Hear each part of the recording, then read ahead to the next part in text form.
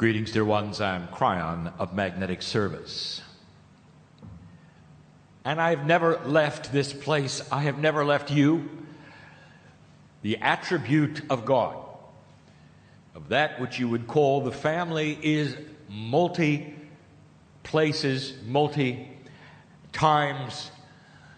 We're everywhere all the time. And you might say, that's impossible. And we will say, indeed, in your perception, it is impossible.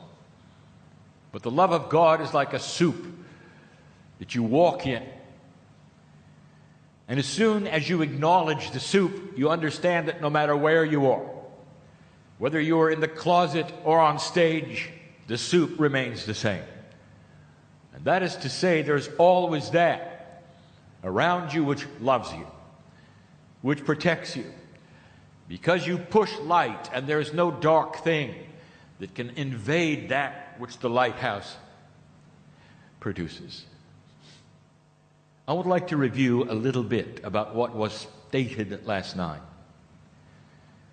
You are in what we would call the energy of revelation, a planet that is slowly beginning to move from a place that you feel is normal, a paradigm that you feel is the way it always was and will be, into a place you didn't expect. It is a slow process that takes generations. But there has to be an acknowledgement of a shift, a place where the seeds are being planted so that the harvest will actually then produce that which is new and never been seen. You might say you are planting new foods on the planet which have never been even consumed. And that the old souls and the light workers are having a cooperative Gaia that is putting together an energy so that finally the seeds that you plant will grow big and tall and quickly. Whereas the ground before was not fertile.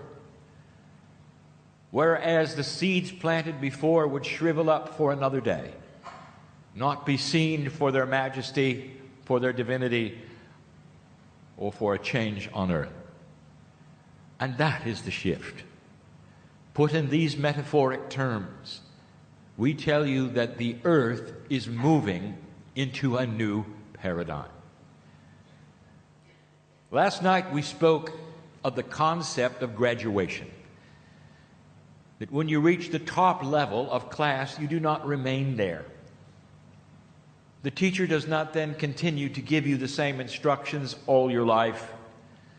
Instead, you are put out of the classes and said, this is all you have, and now you're on your own. And the planet for eons has been stuck in the top class. Indeed, it even is reflective in your own universities and schools for children. For if you'll take a look, you will find many of the textbooks are the ones you as adults used. Different covers, different illustrations, same concept, same words sometimes. Even the ones you've learned to read when you were a child are being used for your grandchildren. Why rewrite them when human nature is always the same, they say? Why change the way you would teach children when human nature never changes, they say? And suddenly, you start to see that human nature is changing and humanity is evolving in consciousness. And that is the teaching of the day, of yesterday. And what does it mean to you right now as you sit here? Let me give you the practicality of it. The ones who sit in rooms like this, all over the planet, are the workers, the seed planters. You've heard the term light worker. That's you. And it's in the culture of everyday events that the seeds are sown. How quick are you to anger and judge? When you look in the eyes of a person you do not know, are you interested? Do you see them as part of the human test, or do you see them as a stranger? How quickly does your heart care about the one that you sit next to that you only met yesterday? Now, an old soul already knows the answers to these things because some of these things get the old souls in trouble. They're too quick to love, sometimes too open. And the trouble is that there would be those of an old energy who know what their light looks like and will go right to them and trick them. And I'm going to tell you that even that is changing.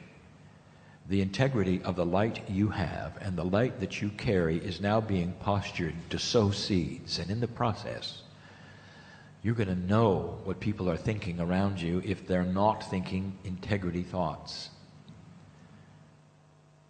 In other words, you have an intuitive detector for those who wish to harm you. You have an intuitive detector for those who wish to lie to you. There'll be those who say, well, how do I use that? How do I get it? What are the steps? And I'm going to tell you, you have it now. Why don't you start using it? As soon as you start exercising the muscle that I'm telling you you have, it gets bigger and stronger. And then you see it, and then you use it. If you always wonder when it's coming, it'll never happen. And so I guess what I'm telling you is that claim the things that are new and begin to use them as though they were always there. And that is the only way you will know if they exist at all. There are those in the room who, in the culture you live in, will be driving your vehicle looking for parking places, exasperated that there are none, and call upon the parking angel. And it'll work. And you'll give away your power to some strange entity on top of your car, looking around for you, giving you somehow some important pointing system so you'll know which way to turn. Some of you, against all odds, will even shut your eyes and do it. And it works. Sure enough, a space will open up. You'll pull the car in and you'll say, "Thank you, parking angel." Now I'm going to tell you something that my partner has taught for the last 4 years. There is no such thing as the parking angel. Human beings, what you have done is to give away your power to a mythological figure that you believe is more powerful than you in order to guide you to a place you didn't know existed. A parking space that was out of your reach of sight, and you did it all by yourself with your intuitive power. But because human beings don't believe that they can do that, you assigned it to the parking angel. And now it's time to assign it to you. And now it's time to not just use the parking angel, but the life angel. For there are puzzles here, both on stage and off stage, that cannot be solved in 3D. You cannot have an angel. This is going to take your responsibility away while you just follow it with your eyes closed. With your eyes open, standing tall, you're going to say, "I'm going to turn left, I'm going to turn right," because that is where the puzzle is solved. And you will know this, and as you do it and make some mistakes, you'll understand what the feelings are that will guide you to the proper area. We are speaking now of intuitive emotional response, higher than it ever was before. A multi-dimensional feeling that interacts with your DNA field. I'm going to talk about that tonight. It may sound scientific tonight, but it is not.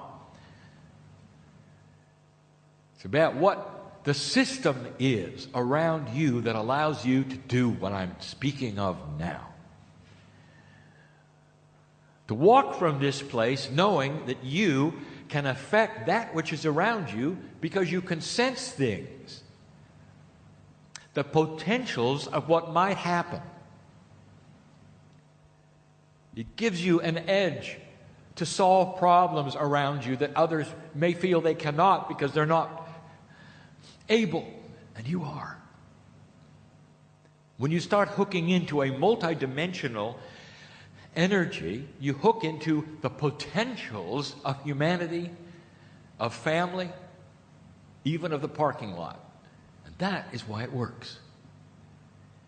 Can you see what this might mean for you? You plant the seeds of this by your actions and by your doing. And your light becomes brighter and you're more comfortable with it. What brought you here in the chair? Some of you could hardly wait to get here. Others of you vacillate a little.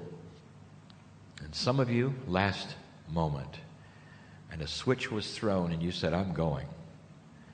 And I'll tell you, it's the last minute comers that I want to talk to. You know how it works. You got a signal. Now, it's not about coming to a metaphysical meeting. What about a signal given when you need to turn right and left in life and you don't know what to do? And that is what we're trying to tell you. That the new tools being given to you are going to make your life more comfortable because you trust them.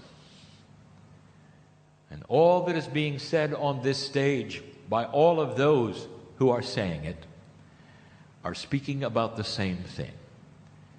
A shift in energy that allows manifestation in the human spirit.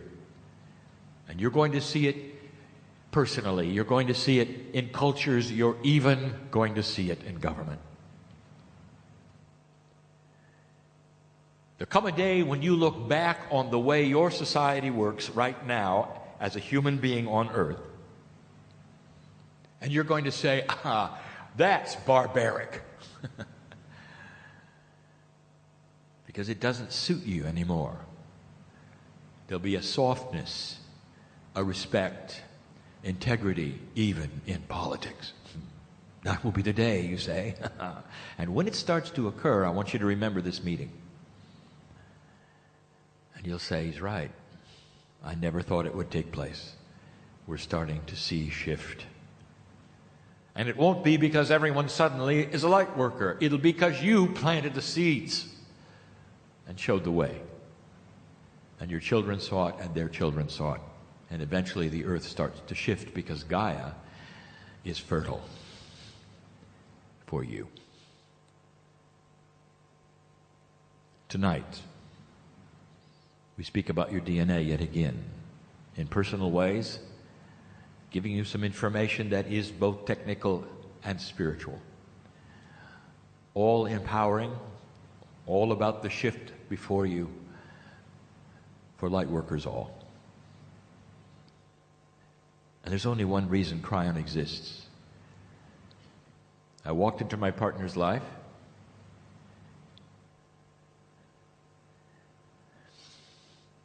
just about 18 years ago. He says he's been doing it for 23 years. He hasn't. He was only experimenting for a while. He's really only been doing this for 18 years. That's when he took my hand. And before, he just danced. And if you take a look at those around him and the other channelers that perhaps would come and go, and the scientists who would be on a stage like this talking to you about these things, it all falls into those windows. 18 to 20 years ago, they all awoke up. This is the grand alignment, the 36-year window that we speak of. You're right in the middle of it. Take a look. Take a look at what has happened to you in the last 18 years. For some of you are sitting here well within that time frame. It is a shift of energy on this planet, a decision point. And that is why you sit where you do. There's a lot of coincidence here. And One of them is the timing. And so the day begins. And the teaching begins. And I'll be back. And so it is.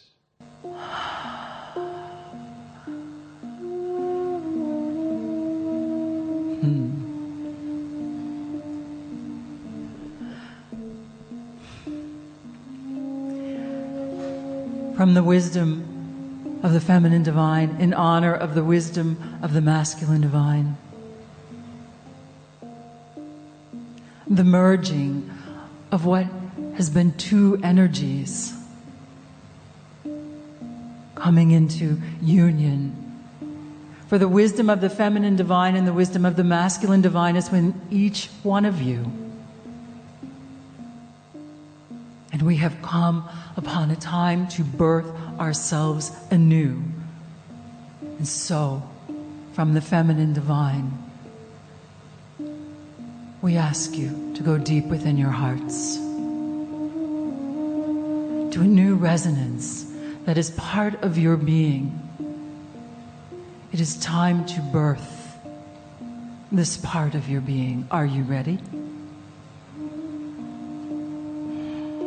You have given intent to be recognized.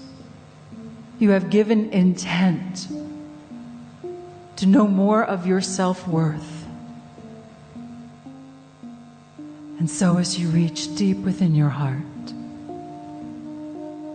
deep within your being, we ask you to align, center, balance. Feel the resonance of wholeness within you.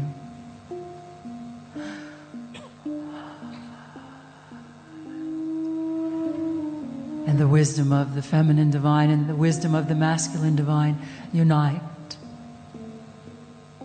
There is an alignment. The new resonance calibrates, strengthens. You bring this new resonance forward, deep in your heart. Go mining for that energy deep within your being. Bring forth that within you which is in union, which is in peace, which is the birth. And the energy flows gently through you. It is your own truth. It is your own wholeness.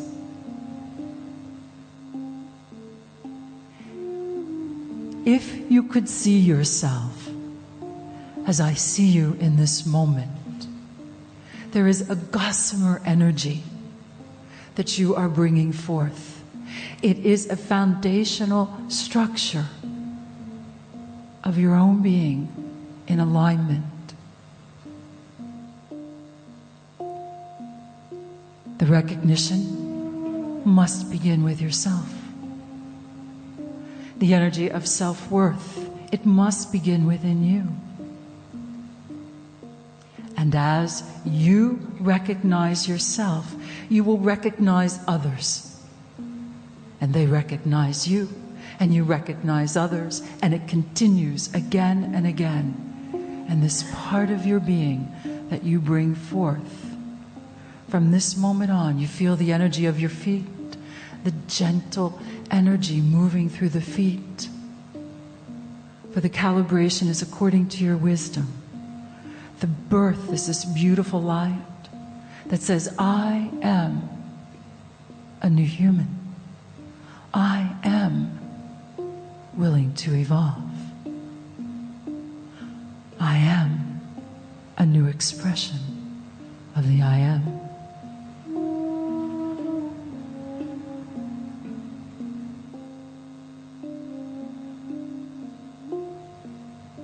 Feel the balance.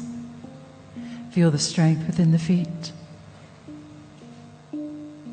May you walk upon the planet with this new awareness within you, with this new birth, with this energy that calibrates, that is the wisdom of the feminine divine within you, honoring the wisdom of the masculine divine, and the masculine divine honors the wisdom of the feminine divine, and out comes the new resonance of the new human.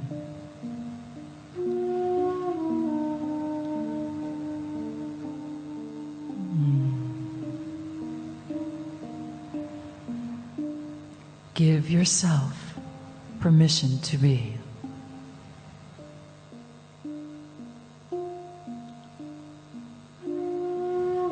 Through the energy of your heart, through the channel of the heart, you are born anew.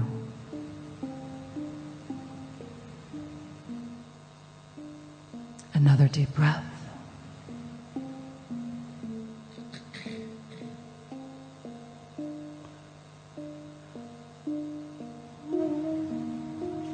And this is the beginning, the new birth. Give yourselves time. Allow your consciousness to align and to continue to birth this resonance into your everyday life, to your next level of wholeness, to your next level of holiness. In the energy of love, we honor you.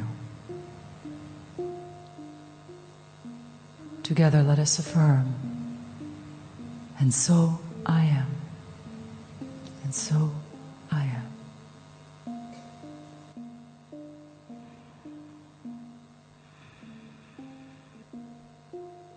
Greetings, dear ones. I am Kryon of Magnetic Service.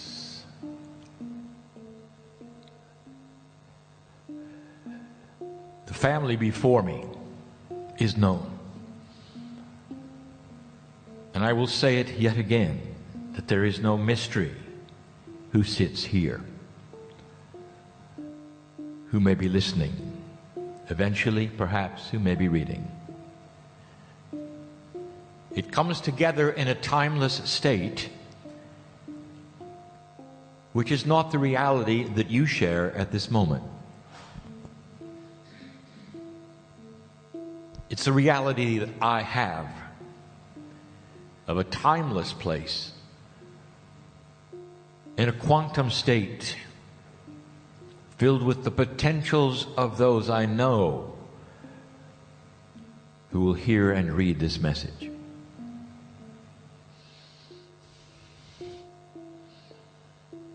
And so, although it may seem it is for you in the room, it is for all. But I wish to bring it home to you in the room in a special way, for I know where I sit with my partner. If I could take you back several thousand years, slowly as the time went backwards and the clock and the buildings would disappear, and everything would be reduced to dirt, the indigenous would show themselves. And if you took a look at what the indigenous were doing, they had two things that they emphasized. And those two things occupied all that was important to them. And the first was their ancestors, and the second was Gaia. The energies of the indigenous were focused on the land.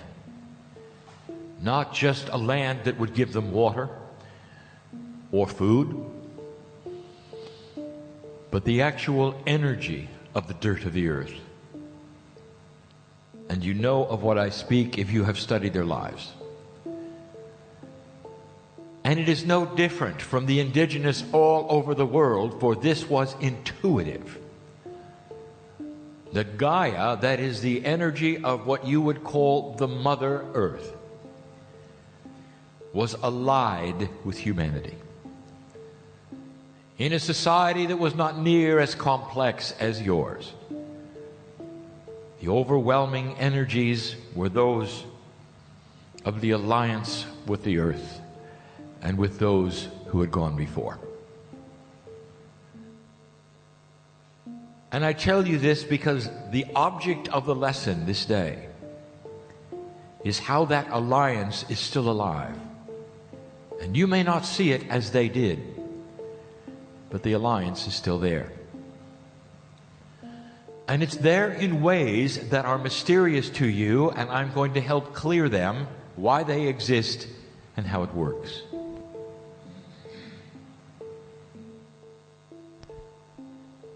So do not be shocked or surprised if I start at the molecular level of the human being. I have to. For therein lies the mysteries. Here is the premise, dear ones. As goes consciousness, goes Gaia. That there is a partnership that is more than you think. The indigenous did not pray for rain. They did not pray for crops. Did not worship the deity of that which was untenable in their reality. They felt the planet, and they knew it was part of them.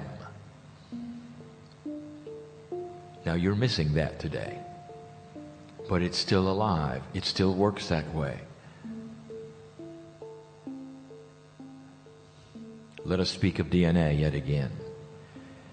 The molecule sits there, unique to all things, for there is a complement of divinity in it that the animals do not have. There are certain animals that have so many things. There are even animals designed to reincarnate. Specific animals that do so for you. And yet they do not have souls as you do. They do not have the divine spark that you do. Their cycle is a cycle of love to support you. I speak now of something that I rarely speak of, and you should know this. All of the systems of the planet revolve around you as support for the human being to make their lives easier and better, as Gaia responds to what you give it.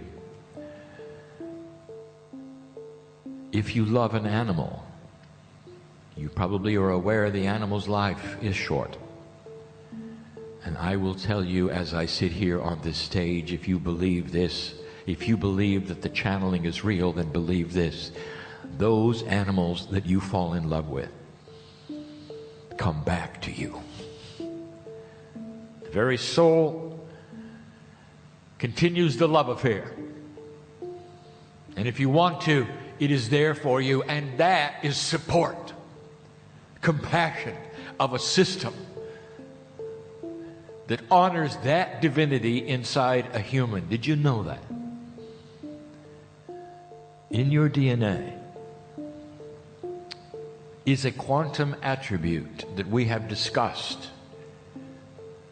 for many years. My partner spoke of it just yesterday.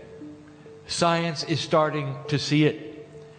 Is it possible that the DNA molecule has quantum attributes that actually give information to the spin of quantum structure in the universe? And the answer is yes. And you could say that that's interesting. And you could admit that perhaps that there is in that field information. Well, that is what has been said. But now I wish to expand that picture for you. For DNA does not sit alone. It has a family. And in the human body, that family is over 100 trillion strong. And that is to say that that would encompass the greatest portion of the pieces or molecules of DNA in one human being. And you have the puzzle before you that science has never even looked at, for they do not even see the need for communication between DNA molecules. They haven't seen the field yet. They haven't seen the structure yet. They haven't seen the shadows yet. DNA has to work together in the human body for the intelligence, or what we call the innate of the human body, to function. So all DNA must work as one. From the top of your head to your toe, it must be one. And it is unique. There is no other human being on the planet that has yours. Therefore, you must acknowledge that there is something that must happen within you, the human being, that connects all of them together. Or you could not function. You could not function. There must be communication. This is where the genes are produced. This is where the information is. This is your higher self. This is the Akashic record. And it must all vibrate together, trillions of parts, as one. And so we'll say it to you for physicists to see, for them to understand finally that the human being has DNA which is in an entangled state. That is to say, it is one and the parts are one. There is an attribute of physics which has not been seen or discussed yet, and I give it here for the first time, so you will understand a little bit more about how it works. But more than that, when it is discovered, you'll remember where you heard it. If you have multiple quantum fields around molecules, that means that they must overlap. And so the fields overlap one another. You already, as an engineer, my partner, know what happens when you have multiple overlapping magnetic fields. There's a magic that takes place that science does not understand, called inductance. You see it as a human being when you look at the magnetic field of the sun, which is the heliosphere, interfering with the magnetic field of the earth, which is the magnetic grid, and you get the aurora borealis. That is what happens when magnetic fields collide. You get sparks. And if you were then to take that and have not a magnetic field but a quantum field around every molecule, I will tell you, you don't get sparks. You get a designer entangled state. Overlapping quantum fields is something that has not yet been studied, recognized, or measured. And when they do, they will see the mechanics of an entangled state. And what that then creates is an overall field which is larger around the human being. And this is what we want to talk about. Now you know how it is created. And what might be in that field around the human being that would be measured 8 meters wide? And has it ever been seen? Yes. And you'll find it in your scriptures, the old ones, in 2 Kings. For again we say it was Elisha who saw the master Elijah ascend of his own will, and on the ground his field glowed, it illuminated, and he left the planet in that fashion, almost like a vehicle that took him, that he rode in. And Elisha named the vehicle in Hebrew, which means to ride, became the Merkabah. And so you have a name for it, an ancient name, one that is recognized not only by the ancients in spiritual lands, but also to this day of those who see it with second sight. It is the quantum field of the human being. It is the Merkaba, and it is filled with information. And the information that it is filled with seems to be non-structured to you, but it is. It is the matrix of the templates of the human being himself. And it is ready and waiting to be altered by another quantum field. And that field is called consciousness. Now, I haven't mentioned Gaia yet, have I? All of this leading up to tell you something that I have only hinted at before and how it works. There sits the human being with all of this intact that you can't see, that we just tell you about, but that the ancients have claimed, that the spiritual systems of old know about, and the name that remains, the Merkaba. Inside this and around every single human being is a beautiful field which some have even called magic. For in this field is your Akashic record, your higher self, for it echoes what's inside the DNA molecule itself. And if you had quantum eyes, you could look at a human and read who they were and who they used to be, what their issues are. And you would see what we would call the innate of the human being, the intelligence of cellular structure. And there are those in the room who have that sight, and you would call them medical intuitives, past life readers, and more. Healers in this room depend upon this second sight, and they see it around you as a human being, and that's how that works. It is not mystery. It's not magic. It's science. And these are the tools we speak about. I still haven't mentioned Gaia yet, have I? I'm getting there. The innate of a human being is starting to have a bridge between you and it in a way that it's never had before. Let me explain again. There are those in the room that practice something called kinesiology.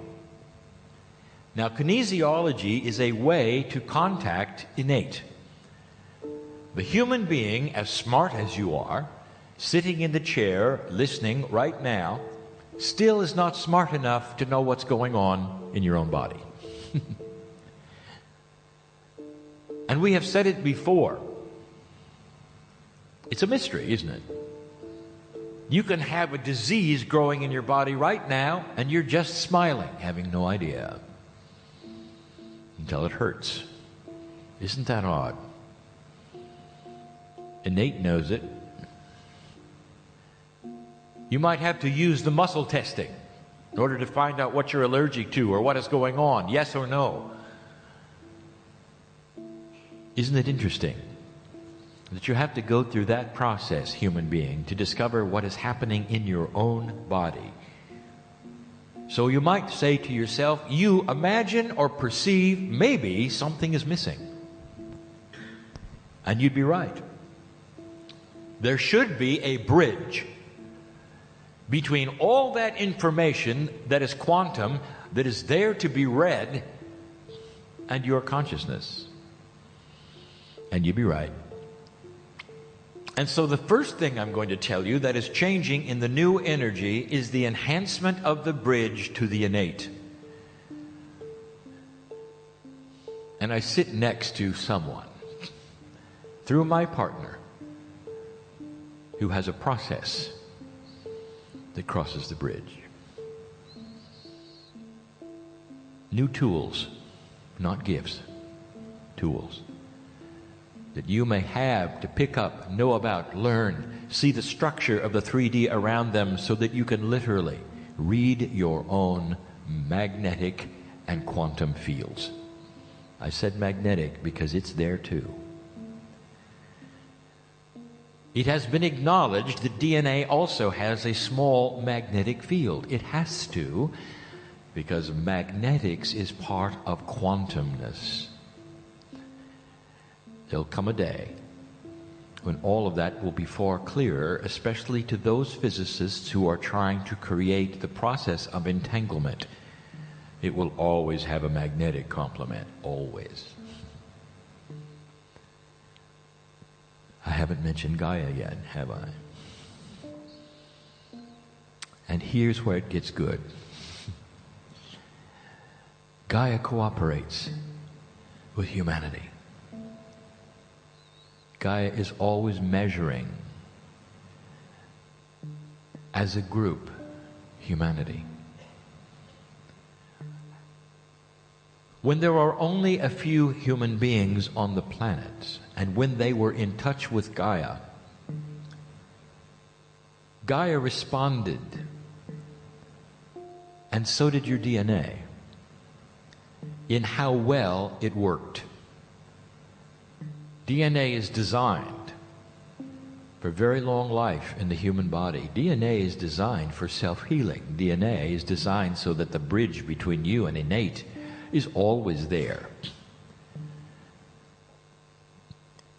And that's not the way it is it? You've heard of those human beings of old who lived a great distance of years. Was that a misprint in Scripture? No. What was it back then that might allow human beings to actually have more health, years of happiness than now? Was that accurate? Was that true? And I will tell you, it was.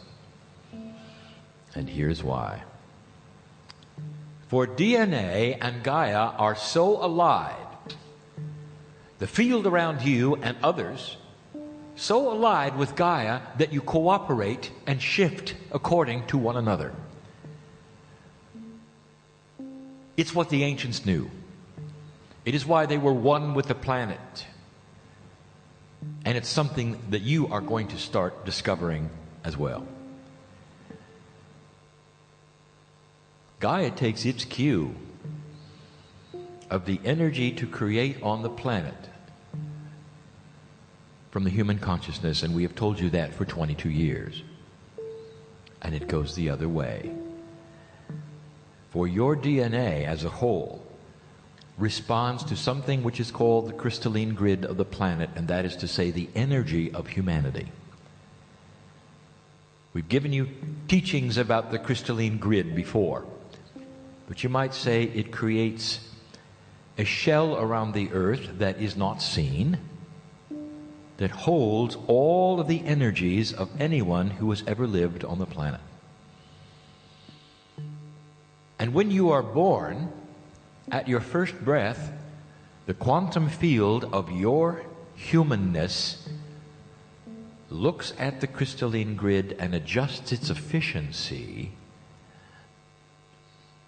for the energy of the planet that has been created. And the energy on the planet is filled with millenniums of war, old energy, fighting, machoism. And that is what it adjusts to. And whereas you might have 100% DNA imprint and template when it gets here and takes the first breath, right now, it's at 30%.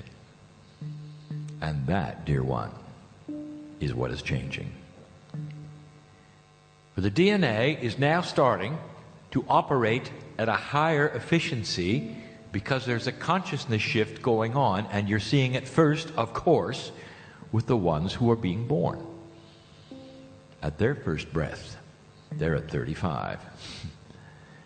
And that translates into a human being which is far more aware and conceptual at a far earlier age, and we have told you about that, and that is why your children are so unusual. And you know they are. And those in the audience who have grandchildren are really seeing it. The kids are different. And you might say, well, it's too bad that we cannot do that ourselves. Well, you can. For the energy of the planet is alert and ready to send a signal to the old soul who starts to understand that they can change their own fields through the templates that float in them, through the processes and through the consciousnesses and through that which is compassion and intent. And we have said that from the beginning. So let me summarize this in simple words that are not that which are scientific. Go slow, my partner. Make this succinct.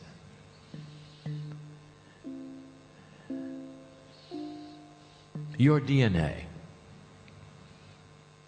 adjusts itself for what has happened on the earth when you're born. And it's created a reality for you, which you call human nature.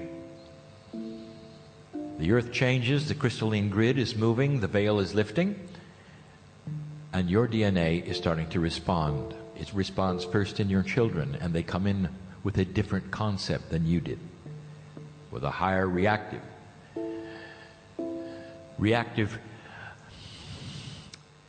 feeling toward the planet. It is a higher efficiency, you might say, of consciousness than you have. And you see it because they don't think in the same linear fashion you do. And you, as you sit there in the chair, not caring how old chronologically you are, have that ability to plug into this, that new energy. And do I have to tell you what it means to have a more efficient DNA? To have the bridge between the innate start to fill in. That means that you will have more intuitive thought about what is wrong or right within your cellular structure. Some of you will discover different eating habits. For the first time, you'll realize, be tuned in to a cellular structure that says, if I will change this and this, I'm going to live longer. Habits, perhaps, that you've had, you know they're not right for you, will start to drop away because your cellular structure will start to help you to eliminate them, and it never has before. And one of them is overeating. Others are that which you put into your body which is inappropriate but which you're addicted to, and you know what I mean. And the process will allow you to live much longer. You will see regeneration of cellular structure that will surprise you. You'll heal faster, and you know it. You'll start to see a situation where you're less sick than you've ever been in your life. And that doesn't make sense because now you're older. And the wise powers in 3D will say, well, you're older, you're going to get sick more. And you won't. And you'll know that something is changing. And so I guess what we're saying to you, dear ones, right here in the room, is that you can have the same things that the youngsters have. You will now awaken. Them in birth, you in realization, to a new energy on this planet that will allow you to live longer, for your DNA is going to start cooperating in a more efficient way. 35%, perhaps even 40%, old soul, on its way to something which is far higher. The prophet Elijah, the Master Christ, the Buddha, Paramahansa Yogananda, and many more, had DNA working at 100%. And all of them chose the way they wished to use it. And you could see it in them and feel it in them. The prophet Elijah chose to leave the planet through an ascended status of his own design and choosing. That's how powerful it is. The Christ decided to do the same thing in his own way, for the reasons that made sense for those around him whose DNA was working poorly. If you look at the masters, even the modern day ones, such as Paramahansa Yogananda, you study the cellular structure even in death was still there, still working. Defies all science. It's DNA that is different. It's the innate in the human being that starts to awaken. You are more in touch with who you are. And that is the gift and the tool at the same time. The gift is the fact that it's happening in your lifetime, that you've created it. The tool must be picked up and used for it to be effective. And we've said that before. So let us end this message. What have you learned this day? There are energies within the human being that are catalysts to enlightenment, and one of them is compassion, and you felt it this day, did you not? You're the stories of those where you saw compassion, did you not? The 33, did you not? And it touched your heart. And what would you say was the energy in the room? And what color was it? And how thick was it? And you would say, well, there was no color at all, and we don't know. What do you mean thick, Kryon? You know it was thick. As you sat there in the chairs and it sat upon you, and you felt your heart squeezed a little bit. And you had the empathy for the joy of those who were compassionate and had results. This is what I speak of. Invisible and yet profound is what you can create around you that will change lives in the room. Some of you have come for healing this weekend, and I know this. And so at the end here, I have waited to say this. This would be a very good time to receive it. There's an entourage here. There's compassion here. There's profundity of old souls here. This is a soup of opportunity, dear one. Why don't you claim it right now that you're going to rise from that chair of yours, and the seed will be planted for the health that you've asked for the beginning of the healing that you've asked for. Spiritual organizations are filled with miracles, documented. Hospitals are seeing that which is a phenomenon that is not explainable.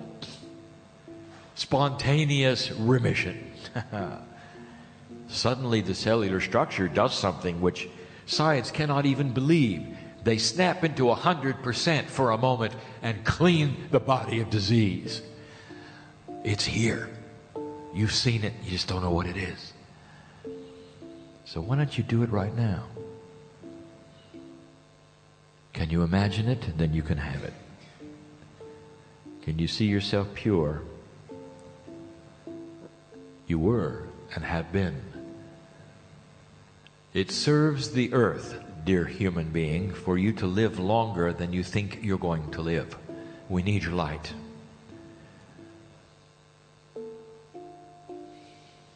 So why not do it now?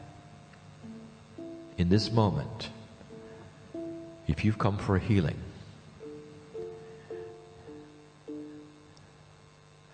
you're glowing. Right now you're glowing. Let all of those in the room join in compassionate consciousness right now, in a quantum state that is entangled with all here, sending the compassion of healing to the ones who need it without knowing their faces or their names. And the old souls who are here can do that. And so I ask you to. You don't know their names. You don't know who they are. And those of you who have come for the healing, who know who you are, receive from the others around you. For their fields are overlapping with yours, and that means you're all in the form of a quantum state which is entangled, all one, one all.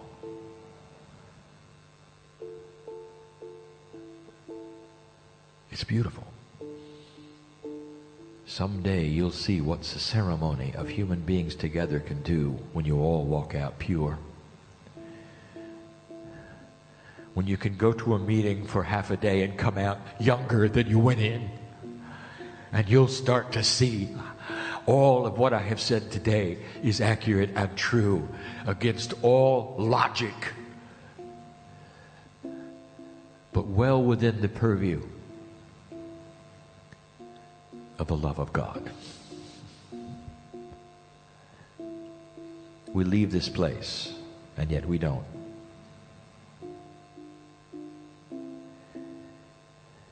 There'll never be a meeting like this again with this exact number of souls, with the names that you have, with the Akash you have. And so it's a unique meeting, much like you are unique. Go from this place different than you came. And know that Kryon does not exist in this human being sitting on this stage. Kryon exists in the soup which is God, which walks out with you if you choose. If you choose. And so it is.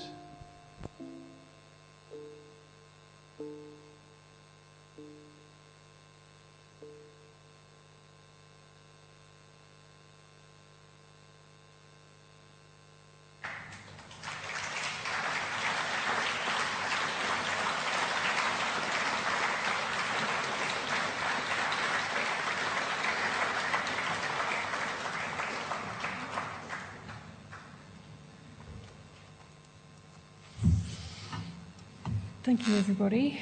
Thank you to the gorgeous soup that we make up. So lovely to have you all with us. And just before we do say farewell for the short time we've spent this time, as the gypsies say, Lecho Drom, travel safe. But before that, there's a couple of things I'd like to say, and I'll keep it short. To those who are sitting before you, our friends here, what wisdom they've shared all weekend. I really believe, as Kryon asked us, or has just invited us actually to leave different to how we arrived, my sense is that we will leave greatly different, and I'm sure you would all agree. Thank you for your attention, for your focus, for your openness. We've all commented all weekend about how you're just sucking it all in, so thank you for that. We've got part of Samyana here, and I'd really like to thank the other part as well. But to Maya and Pratika, thank you for everything you brought to us. It was delightful having them, wasn't it? Thank you, Samyana.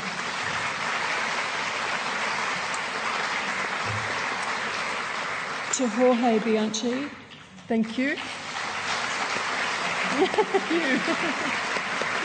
Up.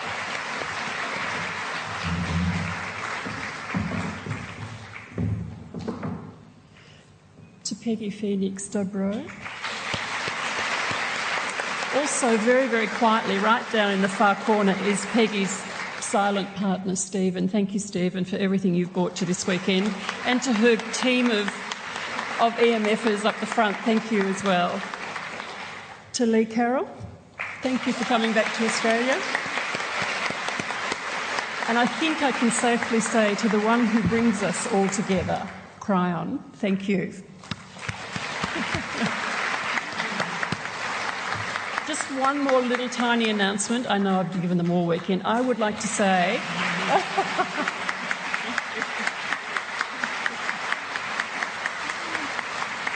Weekends like this don't happen magically, and they do, and it certainly wouldn't have happened without my crew, and I would just like to absolutely acknowledge them from my heart. Aren't they divine? They're crazy, but we're all a little bit crazy. Beck, Bran, Karen, Danny, Heather and Lynn, our photographer, Michelle. Did I get everyone? Thank you. Thank you so much for all you've done. Go safely, friends, and thank you. And hopefully we can do this all again in the not too distant future, and we'll keep you posted. Thank you so much.